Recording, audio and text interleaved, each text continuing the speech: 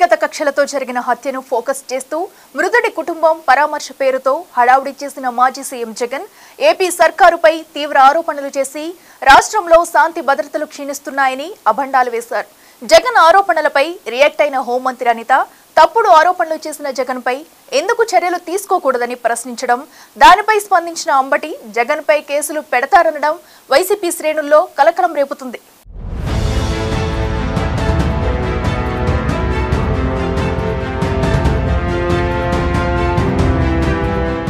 పల్నాడు జిల్లా వినుకొండలో రషీద్ అనే యువకుడు హత్యకు గురవ్వడంతో మాజీ ముఖ్యమంత్రి జగన్ బాధిత కుటుంబాన్ని పరామర్శించే పేరుతో అక్కడికి వెళ్లారు. బాధిత కుటుంబానికి ఏ సాయం ప్రకటించలేదు. కానీ ఆ సందర్భంగా కూటమి ప్రభుత్వం అధికారంలోకి వచ్చిన 45 రోజుల్లో రాష్ట్రంలో మారణకాండ జరిగిందని ఆందోళన వ్యక్తం చేశారు. క్రైమ్ అప్డేట్స్ అన్ని నిఘా వర్గాల దగ్గర నుంచి సేకరించినట్లు రాష్ట్ర వ్యాప్తంగా 36 హత్యలు, 35 ఆత్మహత్యలు, 300 హత్యాయత్నాలు జరిగిపోయాయని ఆరోపణలు గుప్పించారు.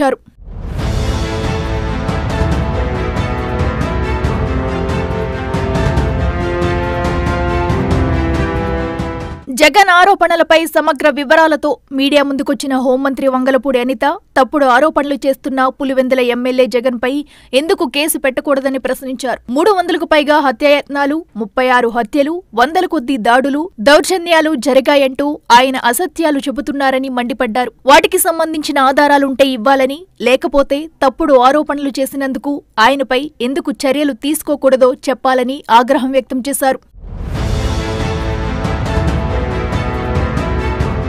వైసీపీ పాలనలో ఆడబిడ్డలపై అత్యాచారాలు జరిగితే కనీసం నోరు మెదపని జగన్ నేడు ప్రజల్లో భయాందోళనలు సృష్టించడానికి గవర్నర్ను కలుస్తా ఢిల్లీ వెళ్లి ధర్నా చేస్తానంటూ మాట్లాడుతున్నారని ధ్వజమెత్తారు. చిన్న పోస్టు పెట్టారని, రంగనాయకమ్మను వయసు కూడా చూడకుండా వేధించారని, గౌతు శిరీషను సిఐడి కార్యాలయంలో కూర్చోబెట్టారని, చింతకాయల విజయ్ని ఇబ్బంది పెట్టారని, చాలా మందిపై తప్పుడు కేసులు బనాయించడంతో వారంతా కోర్టుల చుట్టూ తిరుగుతున్నారని అనిత గుర్తు చేశారు. హత్యల డేటా ఇవ్వమని హోంమంత్రి ప్రశ్నించిన మరుసటి రోజే జగన్ హడావుడిగా వెళ్లి గవర్నర్ జస్టిస్ అబ్దుల్ నజీర్ను కలిశారు. ఏపీలో కూటమి ప్రభుత్వ పాలన మొదలైనప్పటి నుంచి గత 45 రోజులుగా రాష్ట్రంలో హత్యలు, దాడులు జరుగుతున్నాయని గవర్నర్కు జగన్ ఫిర్యాదు చేశారు. పలు సంఘటనలకు సంబంధించిన ఫోటోలు, వీడియోలను గవర్నర్కు చూపించారని వైసీపీ శ్రేణులు చెప్తున్నాయి.